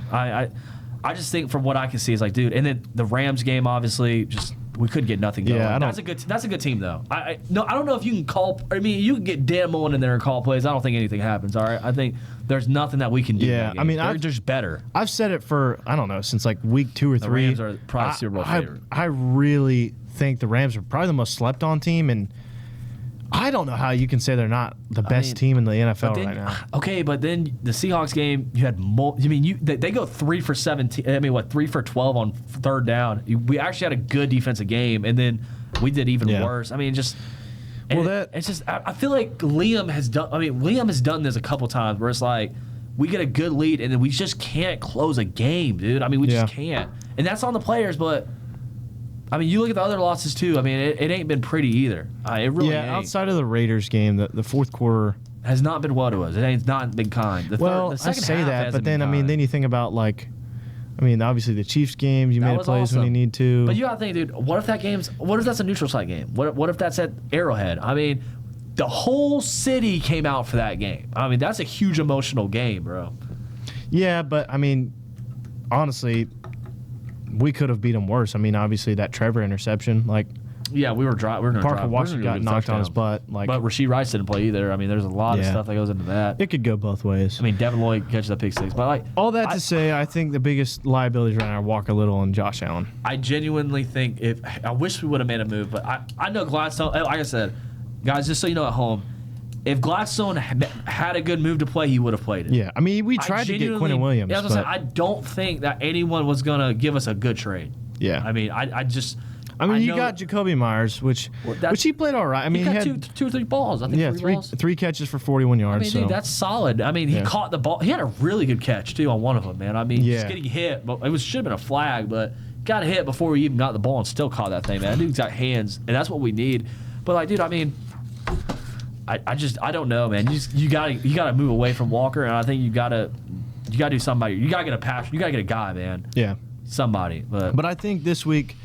Or I'll get into the Jaguar game once we get to it. But first of all, here's our Week 11 game picks. So we got the Jets versus the Patriots. I got the Patriots winning that game by a couple scores. Yeah, I think the Jets.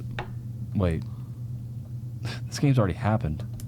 Yeah, but I think we both had the Patriots win that game. Yeah, I had the Patriots win that game. I looked at it twice. I was like, bro, this game's already happened. I mean, congratulations to the Patriots at 9-2. Yeah. All right. You know, I got the Patriots winning that game about 27-14. That's my score prediction.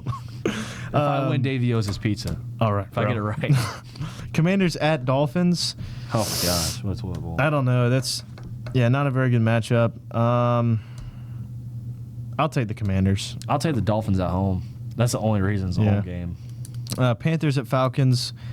I don't know what to expect from this team anymore. But, I mean, last time they played the Falcons, they beat them 30-0. So I guess I'm going to take the Panthers.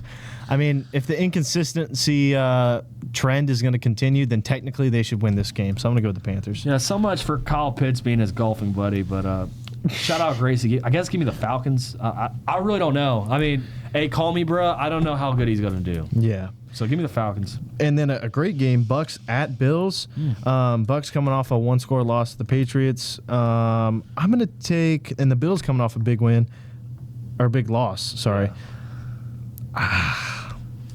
Both these teams really need to bounce back. I think the Bucks are the better team. I'm going to go the Bucks. Yeah, I mean, I know the Bucks got a lot of guys. Ibuka comes back this week, right? I know he got hurt. Yeah. And then Bucky Irving and Chris Godwin practice, so they may play as well. Yeah. Give me the Bills.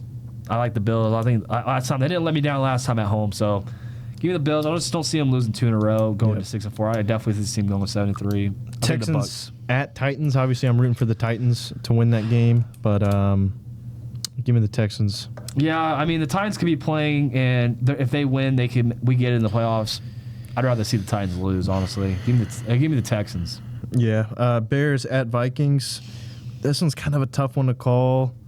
But I still just haven't seen enough out of J.J. McCarthy. I mean, I think they won that Lions game just because the bad offensive play calling on the Lions side. That's why Dan Campbell took over play calling. I I think that was kind of a fluke win. I still don't believe in J.J. McCarthy, unfortunately. So give me the Bears to win that game. Improve to 7-3. Yeah, but that's a very good Vikings team, or Lions team. I'm sorry. I really don't think we should give up on JJ yet. I really haven't seen anything out of the Bears defense at all. I mean, this could definitely be a bounce back game for JJ McCarthy. If anything. Let me say, I'm not giving up on him, saying like, oh, he's not a starter in this league. I haven't seen anything yet to have any confidence in him and pick him against other people. Well, the last time these teams played is JJ McCarthy ate the Bears' lunch. And now considering that we're 9 games into the year and he still has been dealing with the injury issues, when he plays against a mediocre defense, he's shown that he is capable. I'll say that. Not necessarily that he's a top 10 quarterback or anything. He plays like a top 10 quarterback. But he's shown he's capable. And I think he does it again. I think he beats him again, and especially at home. I mean, this is a really, really bad Bears defense. So bad, dude. I mean, the Lions just put up, 40 on them earlier in the year? I mean, it was bad, bro. They ran the 52. score. 52. They put up 52 on them. It's an NFL defense. I like the Vikings. I think JJ gets it done again. Packers at Giants. Jameis Winston will be starting that game. I'm pretty excited to see that. One dude you never want to play is Jameis Winston in a 1 o'clock game with nothing to lose. Jameis, expect a 3 touchdown, 3 interception game, 400 yards. But the Packers are coming off back-to-back losses. I don't see them losing 3 straight, especially to the Giants. So give me the Packers. Yeah, not much to say here. I like the Packers in this one. I like Jameis Winston, but there ain't no crab legs in New York, so I don't know. Bengals at Steelers. Steelers have to win this game. I mean, if they want to, because if the Ravens win this week and the Steelers lose, then not looking good for Pittsburgh. Give me Joe Flacco and the boys to upset them. Give me the Bengals beating the Pittsburgh Steelers at Pittsburgh. Yeah, the Steelers at home have just been, honestly, a lot better than their normal team is, obviously, because they're playing at home.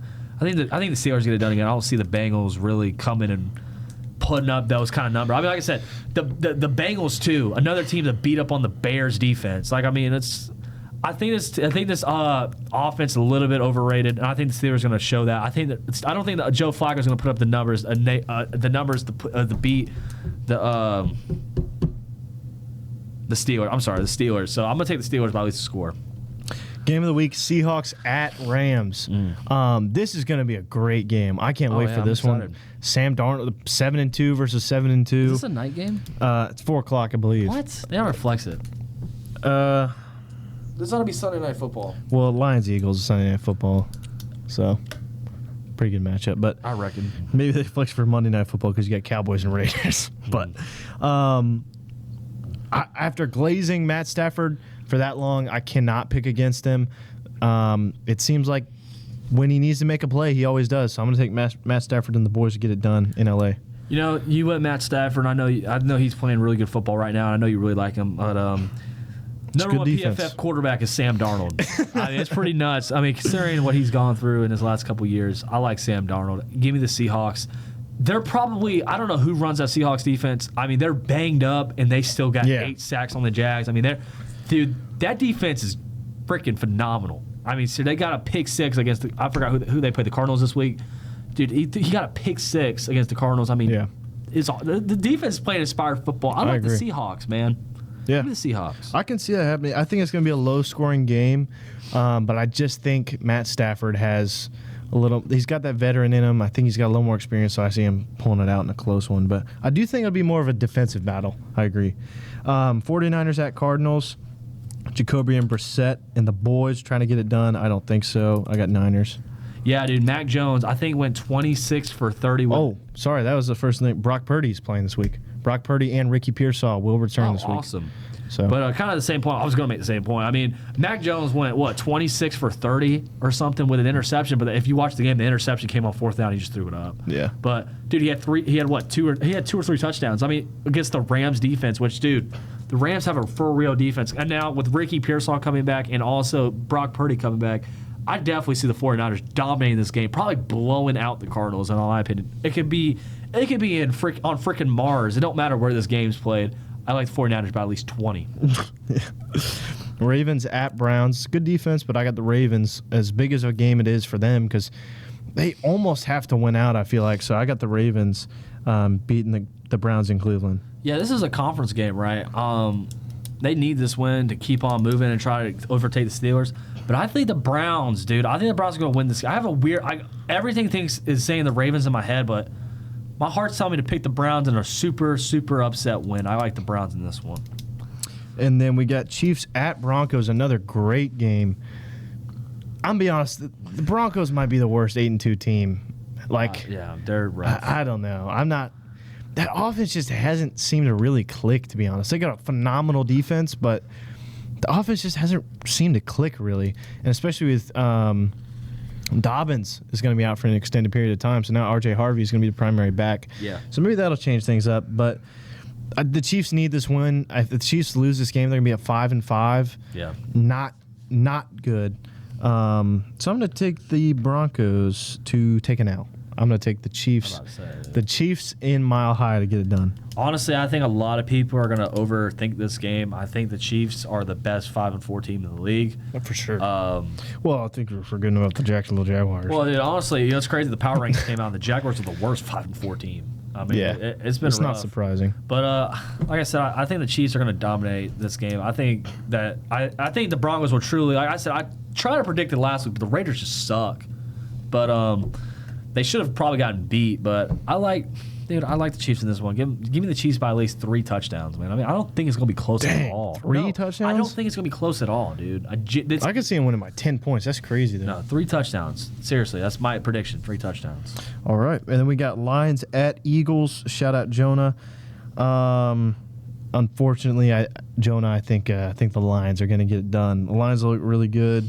The Eagles' offense, especially A.J. Brown, again coming out and saying some stuff about the Eagles and how bad that situation is there.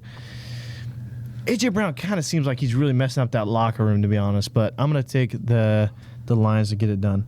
Yeah, like I said, playing at home, man, I think that's going to be too big of a factor. I like the Eagles in this matchup. Yep. Controversy or not, I think the Lions are not what they were last year.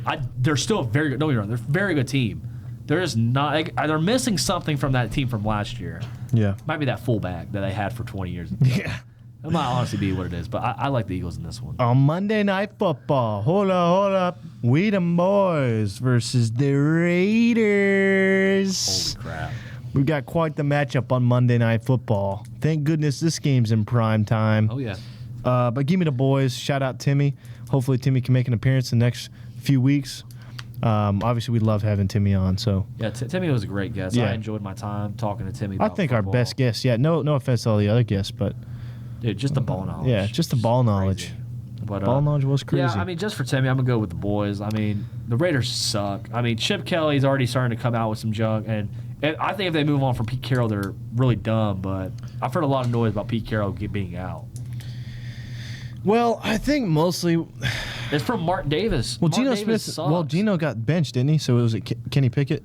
He got bent. Well, I don't remember. I didn't really watch. I was at school. I couldn't watch the game. Well, no, I mean he's not the starter anymore. I thought. He might not be. I don't know. Maybe I'm geeking. I don't think it really matters.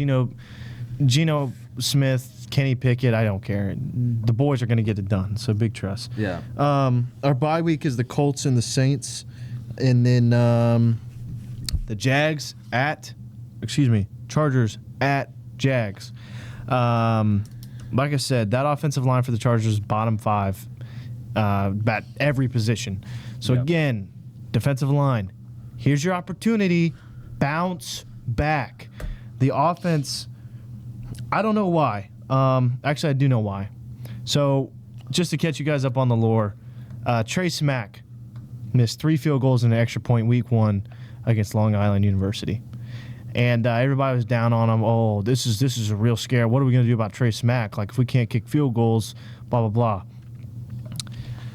I went on Instagram, and I went to Trey Smack's profile, and I shot him a message and just told him, essentially, just block out the hate, man. Don't let the hate get Keep to being you. Just go out there, ball out, be you. Trey Smack has not missed an extra point or a field goal since that day. And it's not like he's kicking gimmies. These are like 55 yarder, 50 and 55 plus yard field goals. So this week I had to do something special. So I messaged Trevor Lawrence. I told him, hey, man, I'm behind you, bro. Hey, call me, bro. Call me, bro. And we believe in you. I want you to go out there and ball and be you. I got Trevor Lawrence throwing for 250. I think this might be the best game of the year for Trevor Lawrence. Actually, I take that back. I don't know if anything will overdo that Chiefs game, but crazy. maybe the second best game of the year for Trevor Lawrence. Look for a great Trevor Lawrence this week that I think is not going to be afraid to let it rip anymore. I think Trevor goes out and he sends a message this week. Yeah, man. I mean, all that to say, Jags by a touchdown. Yeah, man. Like I said, I mean, the Jags have this thing that they have this superpower where they make my heart just like win or lose. Like they make my heart go like, oh my gosh, we're gonna win. Like, it's always close. It seems either we're getting blown out or it's close. I mean, it seems like what it is. Like, it's not like, oh, we lose by 10. I know it's like, dude, Seahawks game was an 8-point game. I mean, the game last week we had a chance to win multiple times. I mean, just can't seem to blow nobody out. For the third week in a row, this is our opportunity, man. I mean, seriously, this team is down. We get a big win, move on to 6-4. The bigger and better. Dropping to 5-5 would suck right now, man. I mean, seriously, because who we got to go play? We play the Cardinals next. Yeah, this is such a huge game because you think about if we win this game, we're 6-3, and we have a pretty good remaining schedule. 6-4, sorry, and then we'll have a pretty good. I mean, you got the Titans twice and the Jets, so and the Cardinals. I mean, and the Cardinals. But you play at the Cardinals. I mean, that seems like 4 guaranteed wins. So really need to win this game. Yeah, this is big. I mean, like I said, I'm going to take the Jags, but seriously, there's nothing that has shown me to believe in this D-line or offensive line. I think that Liam's going to have to Liam and Campanelli are going to have to game plan around this. Like, I think they're doing a good job of it already. Because, like I said, the takeaways are the only reason why this defense is half competent. Yeah. But if we can somehow, if somehow we can make an idea of how we're going to get pressure on, is Herbert playing still? Yeah. Yeah. If we can pressure Herbert, man, I would be happy. I want to see the Jags get 4 sacks at least. Yeah. We'll be there. We won't be square. And don't forget, Trevor Lawrence is undefeated versus Justin Herbert. Let's not forget that. 27-0. Yep, 27-0. And we beat them in Los Angeles pretty bad. I believe that game was 38-10.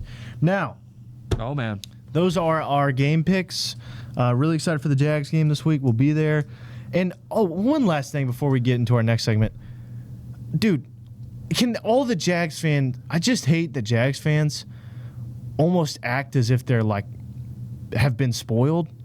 Like, yeah, I don't mess with that. This is crazy that we're 5-4 with a rookie head coach, and people are like tweaking out. Like, we're 5-4 with a first-year head. This is the first time this dude's ever been a head coach, and we're 5-4.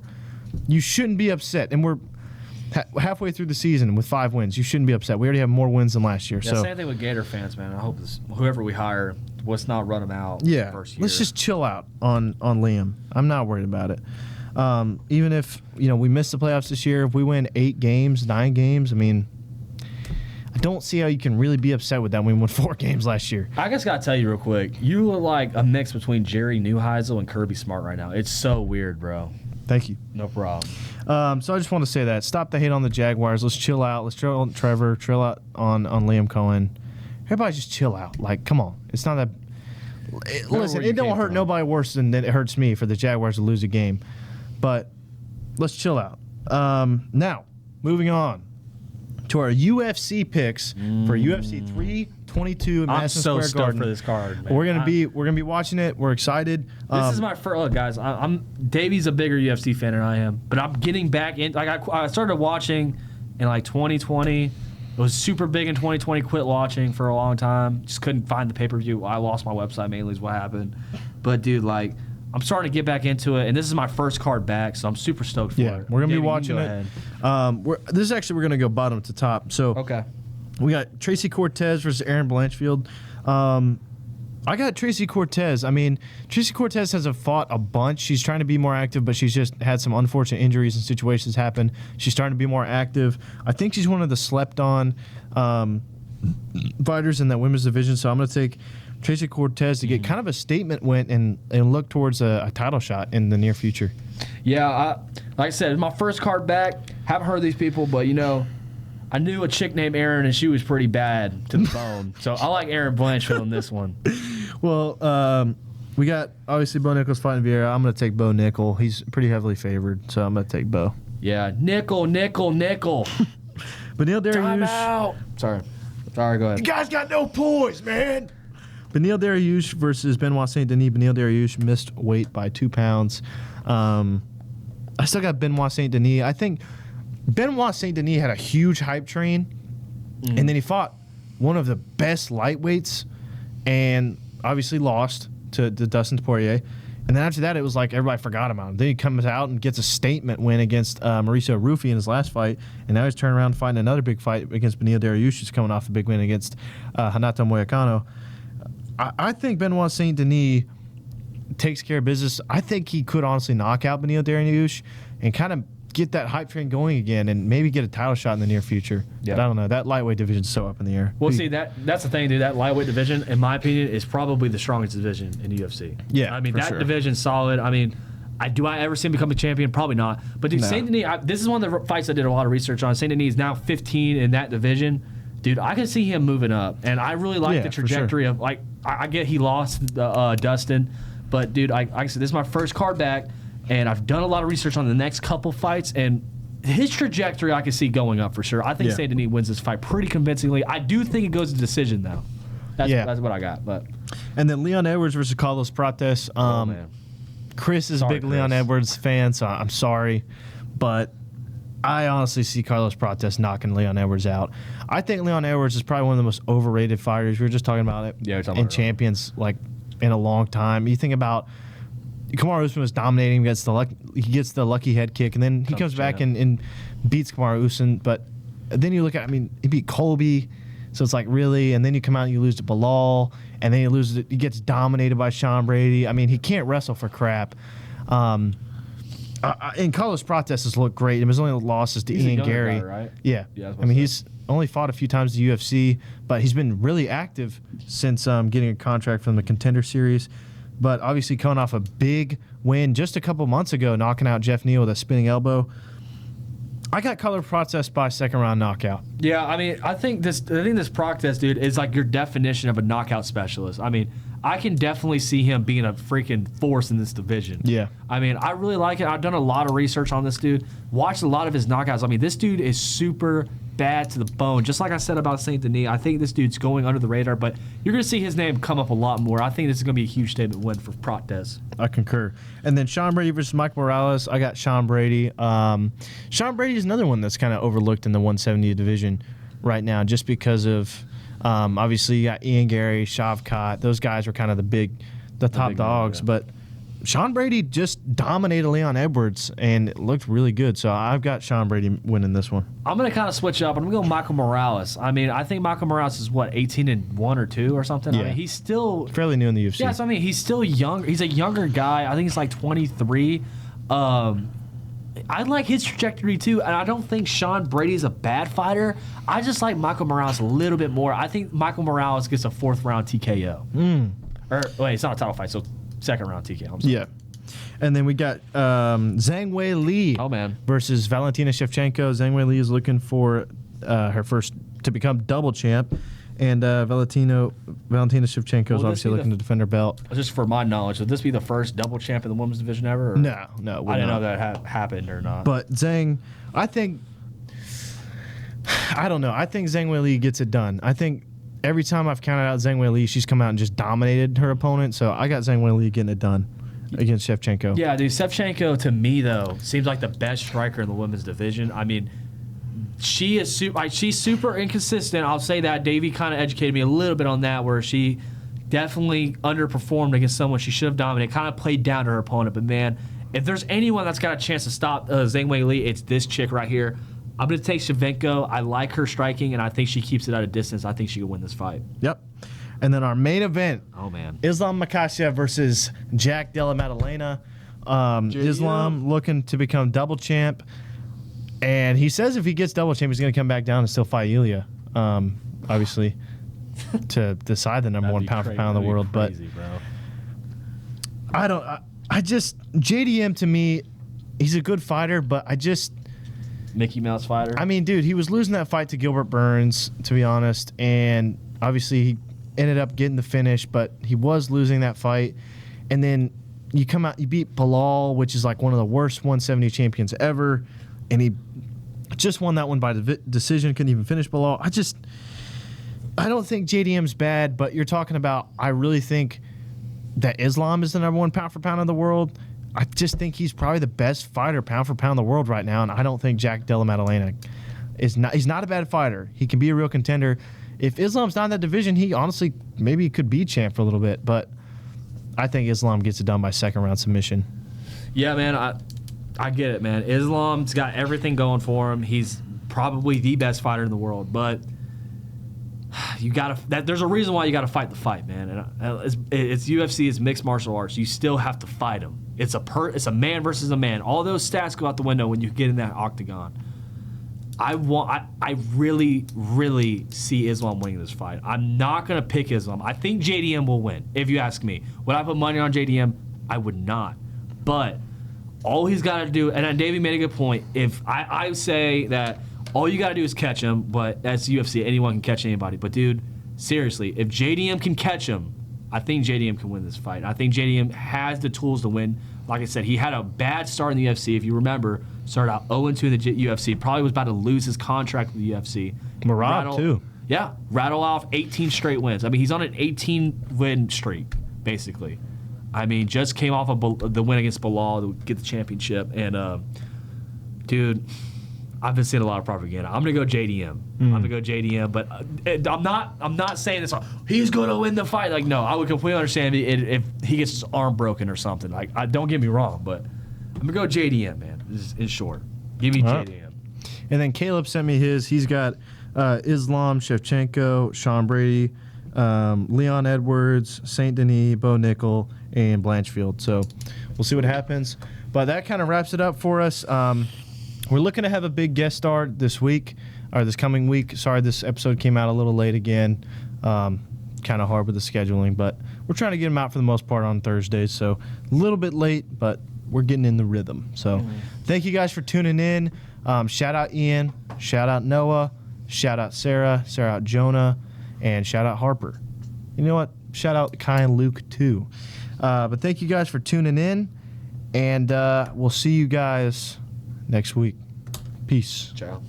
Granny, young busy on the beat, let me spread it like some